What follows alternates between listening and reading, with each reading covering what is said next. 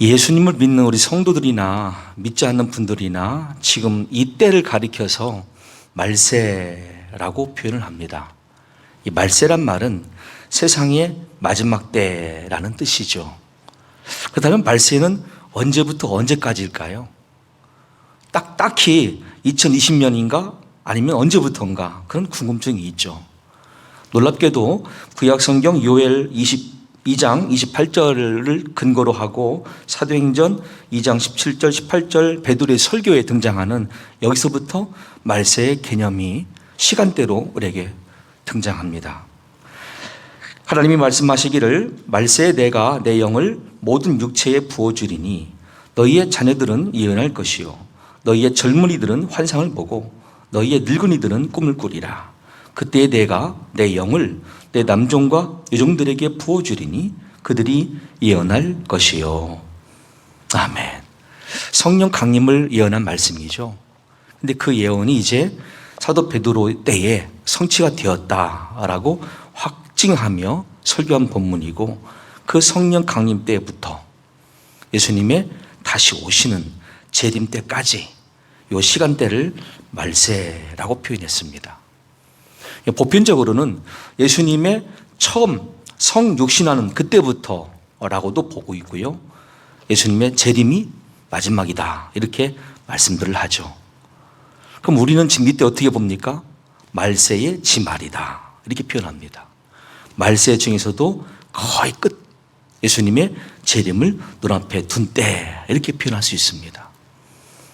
자, 이렇게 말세에 대한 관점을 오늘 본문 5절은 우리에게 소개합니다. 너희는 말세에 나타내기로 예비하신 구원을. 그러니까 이 말세에 대한 개념과 말세의 특징을 먼저 우리가 알 필요가 있죠.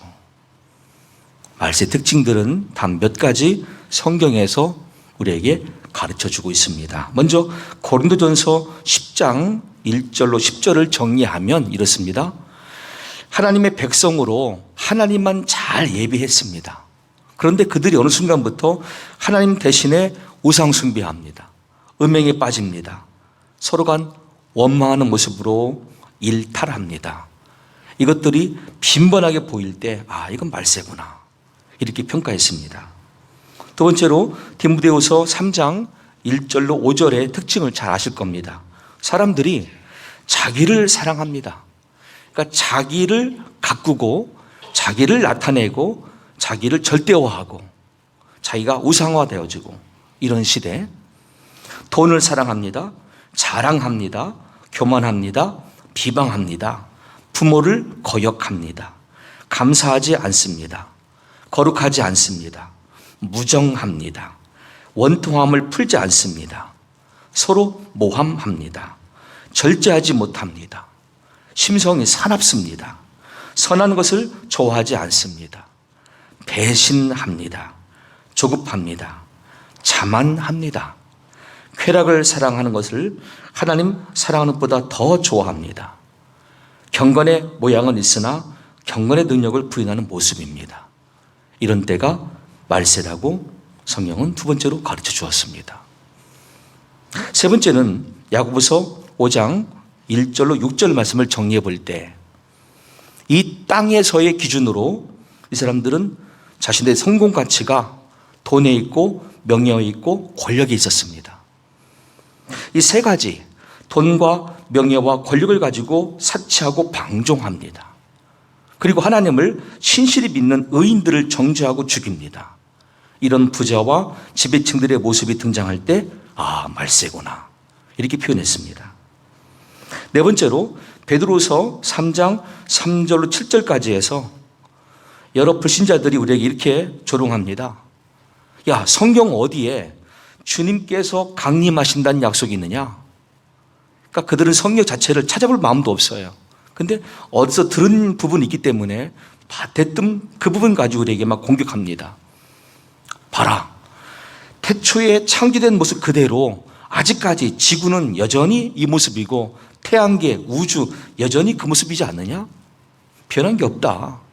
그러니 예수님 강림하신다는 그 말은 틀린 말이다 하면서 믿는 우리들을 조롱합니다. 이런 모습일 때 말세라고 표현했습니다. 이 마지막 다섯 번째는 요한일서 2장 18절에서 우리 주변에 많은 적 그리스도가 등장하는 때, 그때가 말세라고 설명해 주셨습니다. 아이들아, 지금은 마지막 때라. 적 그리스도가 오리라는 말을 너희가 들은 것과 같이 지금도 많은 적 그리스도가 일어났으니 그러므로 우리가 마지막 때인 줄 아노라. 아멘. 그러니까 2000년 전 예수님 오실 때부터 지금까지가 말세라고 설명드렸고, 그 사이에 얼마나 많은 적 그리스도가 있었는지, 일이 우리가 다 열거할 수 없을 만큼 너무나 많이 발견되어지는 사실이죠. 지금도 우리 주변에 자기를 절대화한 사람들이 자칫 잘못 나가면 내가 신이 되는 거예요. 내가 어느 종교의 교주가 되는 것이죠. 그렇게 자칭 적 그리스도가 너무나 많은 시대입니다. 이게 다 말세의 특징입니다. 그러면 우리의 관심은 이 말세에 내가 믿는 자로 산다는 게 얼마나 힘든가. 내 생각과 내 가치관과 같은 게 한 가지도 없어요. 그게 말세인데 그 중에 내가 지금 살고 있는 거예요. 그러니까 우리의 살아가는 모습이 영적 투쟁이죠. 내 심령 속에는 그들과의 싸움에서 지치고 피곤하고 낙심할 수 있는 상황이죠. 결코 편안할 수가 없어요. 여러분과 저가 감히 하늘 우러러 땅을 바라보며 주변 사람들 바라보면서 밝게 웃으면서 야 편안하다 이럴 수 없는 거예요. 항상 긴장 관계에 있어요. 그리고 항상 시대를 우리가 관찰하면서 통찰해야 돼요. 지금 어느 때인가? 내가 이용당하지 않으려면 어떤 지혜가 필요한가? 그렇게 항상 긴장과 고민과 기도가 필요한 시점이에요.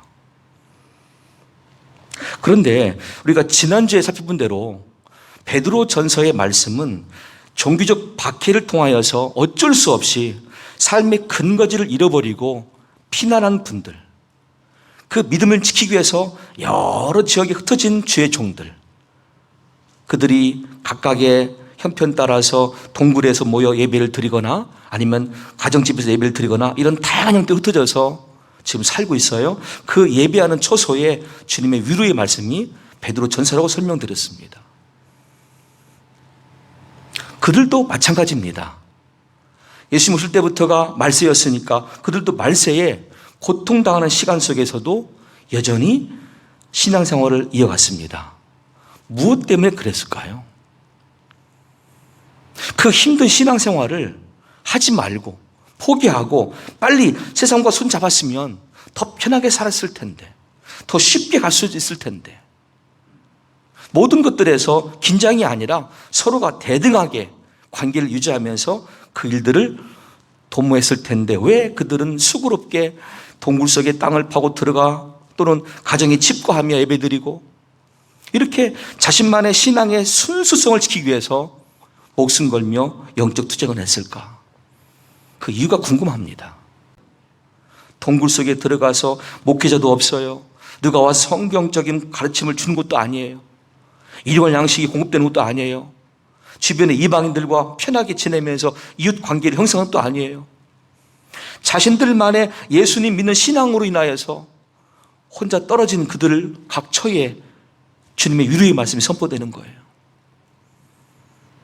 그러니까 그들의 모습 속에 발견할 수 있는 영적인 원리가 뭐냐면 과연 무엇 때문에 그 고생했을까? 초대교회 베드로전서에 흩어진 그들은 왜 저 수고를 했을까? 아마 저만의 질문은 아닐 겁니다. 근데 그 정답이 본문에 소개되어 있어요. 5절 말씀에 너희는 말세에 나타내기로 예비하신 구원을 얻기 위하여. 아멘. 왜 그들이 그렇게 흩어진 자리에서도 목숨을 다하여 신앙생활을 하면서 주변 사람들과 섞이지 않고 신앙의 순수성을 지켰는가? 딴 게 아니었어요. 구원을 얻기 위하여예요. 이게 믿음의 결국이기 때문에. 우리가 믿음을 지켰습니다. 그 믿음을 지킨 결과는 구원이었습니다. 아버지 우리에게 구원 주옵소서. 그것 때문에 그 목숨 걸었고 그렇게 고생하였고 그렇게 험난한 인생길을 걸어갔다는 뜻이에요. 고난 가운데 있는 초대교회 성도들과 또 우리 시대에 말세를 살아가는 우리 모든 믿는 자들에게 성경 말씀은 우리 앞에 쉽지 않은 여정이 있다라고 소개하죠. 그것을 여러 가지 시험으로 말미암아 이렇게 표현했어요. 6절 말씀입니다. 그러므로 너희가 이제 여러 가지 시험으로 말미암아 잠깐 근심하게 되지 않을 수 없으나 오히려 크게 기뻐하는도다. 아멘. 여러 가지 시험을 왔는데 왜 기뻐해요? 기뻐할 수가 없어요. 정말 원망과 불평이 나옵니다. 자, 여기서 시험의 뜻을 바르게 알면 그들의 마음을 이해할 수 있어요. 여러분들이 한글 성경 읽다가 시험이란 단어가 나오면 동그라미 치세요. 만약 볼펜이 있는 분들이라면. 그러면서 이 시험은 크게 두 가지 관점에서 시작이 되는데 하나님이 주시는 시험이 있고 마귀가 주는 시험이 있어요. 앞뒤, 위, 아래 문맥을 잘 같이 보면 뜻을 파악할 수 있어요. 이건 하나님이 주시는 시험이다. 이건 마귀가 주는 시험이다를 여러분도 이제 알 수 있을 거예요. 자, 하나님은 세 가지 개념으로 우리에게 시험하십니다. 첫 번째 시험은 연단이에요. 그 사건을 통하여 그 상황을 통해서 우리가 연단하게 되는 것이죠. 그때 하나님은 이거를 테스트라는 관점으로 시험하십니다. 두 번째는 훈련 차원이에요. 우리가 훈련이 필요해요. 마치 영적인 갓난아기가 점점 커서 장성한 분량이 이르기까지는 훈련이 필요한 것처럼 우리를 훈련시키기 위해서 이런저런 상황들이 우리 안에 주어져요. 이것도 하나의 시험이죠. 그리고 본문에 소개된, 오늘 본문에 나와 있는 시험은 트라이얼, 곧 시련이란 뜻으로 들어온 시험이에요. 제가 이 단어를 한번 인터넷에 쭉 들어가서 검색해 봤어요. 트라이얼. 그랬더니 이렇게 나와요. 하나님께서 알곡과 가라지를 가려내시기 위하여 우리에게 주시는 시험, 이렇게 나와 있어요. 그게 트라이얼, 오늘 본문에 나와 있는 시험이에요.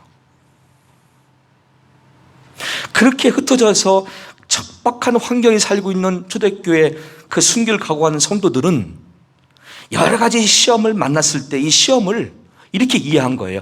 하나님이 이 기간에 나에게, 우리 식구들에게, 이 공동체에 알곡과 가라지를 가려주시는 기회구나.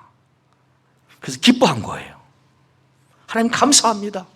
드디어 저희의 신앙을 인정하시고 알곡 신자라고 평가하실 때가 됐군요. 주님 감사합니다. 그렇게 받아들인 거예요. 그게 오늘 단어의 시험이에요. 그런데 마귀가 주는 시험은 유혹입니다. 템테이션. 그래서 2000년 동안 사람들의 심성이 안 바뀌었잖아요. 우리가 좀 전에 말세의 특징을 설명드려서 5가지로. 그게 2000년 동안 안 바뀐 거예요. 왜? 마귀가 계속 사람들의 마음을 그렇게 유혹해 갔어요. 사람은 바뀝니다. 시간은 흘러갑니다. 그런데 안 바뀌었어요. 현상들은. 왜? 마귀가 지배하기 때문에. 그들은 마귀에 져서 그래요. 자, 그러니 오늘 우리가 만나는 이 여러 가지 시험의 의미는 본문의 말씀대로 하나님이 나에게서 알곡된 신자의 특징을 보시기 위하여 만약 지난주에 그 태풍도 지금 현재 코로나19도 허락하시다고 믿는다면 우리는 이 상황을 기뻐해야 될 줄로 믿습니다. 주님 기뻐해요. 감사해요. 왜? 이 기회에 나의 신앙을 주님 보시고 알곡 신자라고 평가해 주시기 때문에. 그래서 감사할 수 있는 거예요. 동시에 우리 각 개인들에게는 찔리는 부분도 있어요. 나는 과연 주님 앞에서 알곡 신자인가? 이걸 돌아보는 계기가 돼요. 또 이게 시험의 장점이에요. 유익이죠. 나는 창피하다.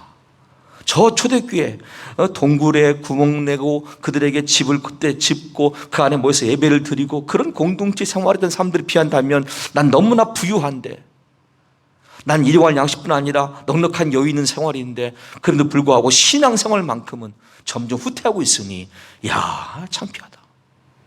아마 이런 분도 계실 거예요. 그러니까 오늘 본문에 나와 있는 시험이라는 단어를 딱 딱 보시면 첫째, 하나님 입장에서는 알곡과 가라지를 가리는 시간이고 우리 입장에서는 자기를 돌아보는 시간이에요.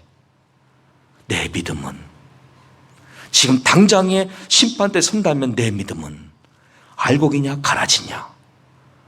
여러분 안에 양심은 날 겁니다. 자, 그러면 우리가 어떠한 상황이 있다 할지라도 이제 그 시험을 거치며 하나님 앞에 인정받기 위한 방법이 있어요. 나는 알곡 신자로 서기 원합니다. 난 나에게 주신 이 시험들을 정말 그 당시 사람들처럼 기쁨으로 받기를 원합니다. 주님 저에게 그런 믿음을 달라고 원하신다면 오늘 5절 말씀을 다시 한번 주목할 필요가 있습니다. 너희는 말세에 나타내기로 예비하신 구원을 얻기 위하여 믿음으로 말미암아 하나님의 능력으로 보호하심을 받았느니라. 아멘. 2000년 동안 변하지 않는 영적 원리예요. 진리예요. 무슨 말이냐면 여러분과 제가 하나님 앞에서 언제나 알곡 신자로 인정받기 위한 가장 중요한 근거는 하나님과 그분의 약속의 말씀을 믿음으로 받으시기를 축원합니다. 믿으셔야 돼. 하나님의 신실함을, 하나님인 사랑은 자체를 내가 받아들이고 그분을 신뢰할 때 그때 하나님 우리를 인정하세요. 너는 알곡 신자라고. 이스라엘 백성들은 그 큰 은혜를 광야에서 경험했지만 10번이나 하나님을 시험했다라고 말씀하죠. 그래서 1세대가 다 죽고 출애굽할 때에 20세 미만의 나이들, 그 다음에 광야 태어난 2세대들만 들어가는 영광을 안게 돼요. 그 광야 40년 동안 하나님 어떻게 하셨습니까? 낮에는 구름기둥, 밤에는 불기둥, 아침에 새벽에는 만나, 또 단백질이 필요할 때 메추라기, 반석에서 샘물. 그들의 옷과 신발은 40년 동안 하나도 헤어짐을 밟지 않았다라고 평가할 만큼 완벽하게 보호해 주셨어요. 그리고 그들의 오른쪽에 계심으로 진행해 주셨어요. 왜 오른쪽입니까? 적도 환경에서 오른쪽에 하나님이 계셔야 왼쪽인 우리들은 그늘 속에 있잖아요. 그렇게 안전하게 편안하게 인도해 주셨건만 이스라엘 백성들은 하나님을 신뢰하지 않고 10번이나 시험했어요. 오늘 저와 여러분에게서 알곡 신자됨을 알 수 있는 방법은 그거예요. 여전히 하나님을 신실한 믿음으로 바라보느냐. 관계죠. 신명기 32장 10절로 12절에 이 관계를 설명드려 보겠습니다. 여호와께서 그를 황무지에서 짐승이 부르짖는 광야에서 만나시고 호위하시며 보호하시며 자기의 눈동자같이 지키셨도다. 마치 독수리가 자기의 보금자리를 어지럽게 하며 자기의 새끼 위에 너풀거리며 그의 날개를 펴서 새끼를 받으며 그의 날개 위에 그것을 엎는 것 같이. 제가 전 세계 모든 독수리를 다 연 건 아닙니다만 성경에 나와 있는 것을 근거로 조사해 본 결과는 이렇습니다. 독수리 어미가 있어요. 새끼를 낳았어요. 한 둥지 안에 있어요. 처음에 새끼가 태어나서 어느 시점까지는 어미가 부지런히 먹이를 가지고 와서 새끼에게 먹입니다. 그냥 먹이기만 합니다. 어느 시점까지는. 그런데 점점 새끼들이 바깥에 있는 자기 몸 색깔이 달라집니다. 그리고 날개에 힘이 들어갑니다. 몸집이 커집니다. 그러던 어느 날 엄마의 행동이 이상한 거예요. 이 어미 독수리가 그날부터는 자기의 큰 날갯짓으로 둥지를 막 쳐요. 아주 막 소란스럽게 치는 거예요. 그동안에는 둥지 안에서 보호받고 있던 새끼 독수리들은 깜짝 놀래요. 이게 무슨 상황이지? 이게 무슨 일이지? 엄마가 왜? 근데 그 생각도 잠깐, 그 엄마의 큰 날갯짓에 그들은 공중으로 붕 뜨고 말아요. 그리고 절벽 같은 아래로 쫙 떨어져요. 어미 독수리는 위에서 지켜봅니다. 그리고 거의 그 새끼들이 땅에 딱 닿아서 죽기 직전 됐을 때에 어미 독수리가 위에서부터 쫙 내려와요. 그리고 자기 큰 날개로 받아준대요. 다시 쭉 올라오죠. 둥지에 올려놓습니다. 이게 훈련 1일차예요. 그 다음날 또 먹이를 먹여요. 야, 이제 좀 쉬자. 그럴 때 또 어머니가 또 날갯짓 하는 거예요.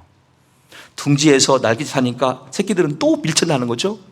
절벽으로 뛰어내립니다. 절벽에서는 자기들은 아직까지 아무런 힘도 없어요. 그냥 떨어지는 존재예요. 어미는 위에서 지켜보고 있다가 마지막 순간에 또 내려와요. 날개로 또 받아줘요. 그리고 다시 위로 부상해요. 다시 둥지에다 딱 놓고 훈련 2일차. 그 다음날 이게 반복돼요. 그러다가 어느 날부터인가 새끼들이 깨달아요. 공중에서 묵 내려오면서 낙하하면서 깨닫는 게 뭐냐면 지금까지 우리 엄마가 날갯짓으로 우리를 떨어뜨린 건 사실이지만 한 번도 우리가 다치거나 죽은 적이 없었어. 우리 엄마는 우리를 살리시는 엄마고 끝까지 책임지시는 엄마야. 이걸 알게 돼요. 다시 말하면 그 어머니와 자기들 관계에 생존 관계로 이해를 하는 거예요. 우리를 끝까지 책임지고 생명을 부여하는 엄마구나. 다치게 하거나 죽게 할 목적은 아니었구나. 두 번째는 어느 날부터인가 그냥 내려오는데 자기들 스스로가 야성이 있는 본능이니까 날갯짓을 해봅니다. 그랬더니 서서히 날개에 힘이 들어가면서 날기 시작하는 거예요. 첫날은 조금만 날고 그 다음은 조금 더 멀리 날고 마지막 날은 더 멀리 날면서 엄마 머리로 휑 선회하죠. 엄마 보라고. 나도 이제 날게 됐다고. 그것으로 어미와 새끼는 서로가 독립된 관계로 이제 헤어지는 거예요. 우리 하나님께서 우리들 인도하실 때 여러분과 저의 각자의 상태를 아십니다. 첫째, 믿음의 상태를 아시죠? 두 번째, 육체의 상태를 아시죠? 세 번째, 심리적 기질을 아십니다. 뭐가 장점이고 뭐가 약점인지 하나님 다 아십니다. 그런데 믿음의 결국인 구원에 이르기 위해서는 다른 관점이 아니라 믿음 면에서 우리들에게서 알곡된 신자의 특징이 나타나지 않으면 인정할 수 없기 때문에 거기까지 오기 우리들에게 여러 가지 상황을 제시하는 거예요. 이런 일도 만나게 하시고 이런 일도 만나게 하시고 지난주 태풍도 만나게 하시고 코로나19도 만나게 하시고 그것들이 지금 본문 말씀하는 여러 가지 시험이에요. 그것을 발견하는 우리들은 그 속에서 뭐 해야 되겠습니까? 새끼 독수리처럼 안심하고 감사해야죠. 근데 믿음이 없으면 막 불평이 나와요. 하나님이 왜 나만 이렇게 힘듭니까? 왜 내 인생만 이렇습니까? 왜 저 사람은 그냥 평탄하게 가는데 왜 나만 이렇게 오르막길 내리막길이 겪습니까? 한탄하고 불평하고 원망할 때 나오는 건 한숨과 눈물뿐입니다. 하지만 이 한숨과 눈물로 인해서 환경 개선되는 건 아니잖아요. 더 나아지는 건 아니란 말이에요. 본인만 더 우울해져요.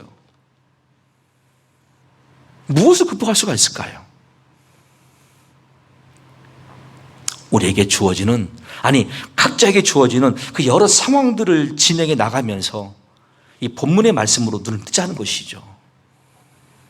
야, 나보다 더 어려운 환경에서도 동굴에 굴을 파고 집을 짓고 예배당을 만들고 예배했던 그 초대교회 그 성도들처럼 내가 비록 살지 못한다 할지라도 오늘 나에게 혹시나 지금 주어진 그 상황들이 그 당시 그들이 만났던 여러 가지 시험, 트라이얼, 시련이라고 한다면 내가 이 순간을 기쁨과 감사로 받아들이자. 그리고 이것을 허락하신 하나님만 주목하자.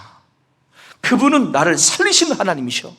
그분은 나에게 날개 하나도 부러뜨리지 아니하시고 발목 하나도 부러뜨리지 않으시고 온전히 보호하시고 다시 일으키시는 부활이요 능력이신 하나님이시오.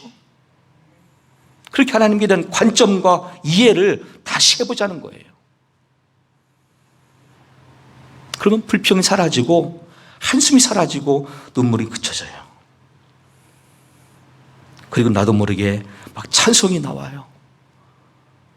나도 모르게 기도가 시작이 돼요. 나도 모르게 성경을 읽고 싶어요. 왜? 그 하나님의 신실함을 내가 발견하면서 그 신실한 하나님의 약속이 다 나에게 복이 되어 임할 수 있기를 성경을 보면서 내가 줄을 긋기 시작해요. 하나님, 이 말씀도 저에게 이루어 달라고. 하나님, 이 말씀은 내 자녀에게 허락해 달라고. 하나님, 이 말씀은 우리 교회에 허락해 달라고.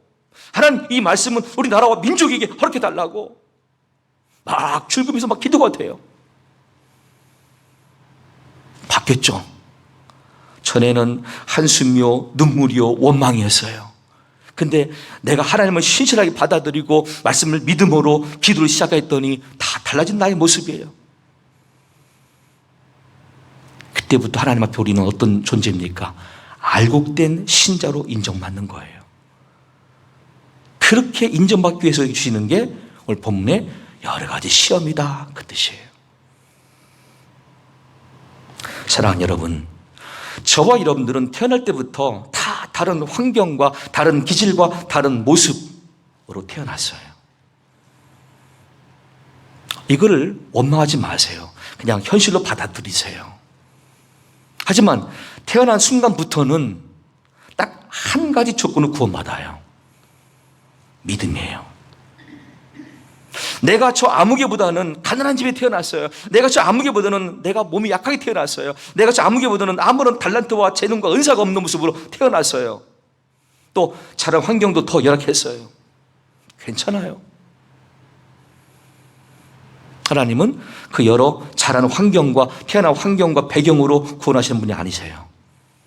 조건 한 가지예요. 믿음이에요. 그 공평하신 하나님, 전 세계 모든 인류에게 열려진 채널을 말씀하십니다. 오직 믿음으로 말미암아 구원을 받으리라 하시는 그 하나님 앞에 우리가 신실한 마음으로 그분의 약속의 말씀을 바라보면서 그 약속의 말씀을 마음에 품으면서 우리도 거기 같은 반응의 기도로 영광 돌려보자는 거예요. 울지 말고 한숨만 쉬지 말고. 저는 최근에 우리 교인 중에 코로나 블루 때문에 우울증이 왔다는 분도 많이 들어봤습니다. 맞아요. 기간이 길면 길수록 코로나 우울증 많을 겁니다. 그것도 오늘 본문의 여러 가지 시험의 한 가지예요. 어떻게 이겨냅니까? 우리 이겨낼 수가 없어요. 하나님의 도우심이 필요해요. 하나님, 제 안에 성령을 보내주시는데 충만히 보내주셔서 성령 충만한 가운데에 성령 안에서 의와 평강과 희락을 누리게 하옵소서. 그럼 내가 이겨낼 수 있는 거예요. 여러분, 살다 보면요, 별의별 상황과 일들이 너무나 많이 우리 주변에 있어요. 이게 말세라 그래요. 근데 어떻게 이겨냅니까? 단 한 가지예요. 하나님을 절대적으로 믿고 그 약속의 말씀을 신뢰하며 기도할 때 이겨내게 될 줄로 믿습니다. 찬송가 373장 가사를 보세요. 1절 가사는 누구나 다 보편적인 상황을 노래한 것이죠. 아, 나는 태어났는데 참 고생 없이 태어났고 고생 없이 성장하고 고생 없이 자라고 있어요. 고요한 바다 같은 인생이에요. 그냥 평탄했어요. 그래서 이대로 저 천국 향하는 나의 인생이었어요. 아, 주님 나에게 순풍 주시니 참 감사합니다. 이게 나의 전반기의 인생의 모습이었어요. 아, 그런데 어느 때 갑자기 큰 물결이 일어났어요. 하나님, 나는 지금까지 고요한 바다로 딱 헤쳐나온 인생이었는데 왜 갑자기 큰 물결 주십니까? 딱 쉴 새 없이 노를 져야 돼요. 배에 두른 물 퍼야 돼요. 나 쉬지 못하나. 근데 그 와중에 결과적인 모습을 바라보니까 내가 열심히 노를 젓고 물을 퍼내는 과정 속에서 이 풍랑으로 인하여 목적지까지 더 빨리 가게 됐어요. 야, 시험이 결코 나쁜 게 아니었구나. 나를 훈련시키시고 강하게 하시고 그래서 더 빨리 갈 수 있는 방법으로 이 시험을 주신 것이구나 깨달았어요. 자, 그 다음부터는 뭘까요? 내 걱정 근심을 쉬 없게 하시고 내 주여 얻은 영혼을 곧 밝게 하소서. 야, 이게 문제가 믿음의 문제였구나. 이 세상 고락간 주 뜻을 본받고 내 몸이 의지 없을 때 큰 믿음 주소서. 인생의 문제는 믿음으로 끝나고 믿음으로 해결받는구나, 이 저자가 발견한 거예요. 여러분, 이번 주에 태풍의 진로가 바뀐다는 예측도 있지만 장담할 수 없잖아요. 우린 계속 기도합니다. 그뿐입니까? 코로나19 또 기도해야 돼요. 우리 상황이 더 좋아지고 완전히 끝날 수 있기를. 그것뿐입니까? 그 다음에 또 다른 문제가 나오잖아요. 또 다음 문제, 또 다음 문제. 인생은 연속이에요. 그 연속의 사건들 속에서, 연속의 상황들 속에서 당황만 하지 마시고, 두려워하지 마시고, 모든 것의 근본 되시는 하나님을 신뢰하고 약속의 말씀을 의지하고 믿음으로 기도하시는 여러분과 제가 되시기를 간절히 축원합니다. 예수님 말씀하십니다. 이것을 너에게 이르는 것은 너희로 내 안에서 평안을 누리게 하려 합니다. 세상에서는 너희가 환난을 당하나 담대하라. 내가 세상을 이겼노라. 아멘. 그 예수님을 온전히 주목하고 온전히 믿는다면 우리 시대, 여러분과 저의 시대가 말세라 할지라도 우리는 그 믿음으로 승리하며 결국 하늘나라에 안착하여 알곡 신자로 인정받고 칭찬듣고 상받는 귀한 자리에 서게 될 줄로 믿습니다. 이 은혜를 이제부터 기대하면서 이 한 주간도 영적 전투에 승리할 수 있기를 예수님의 이름으로 간절히 축원합니다.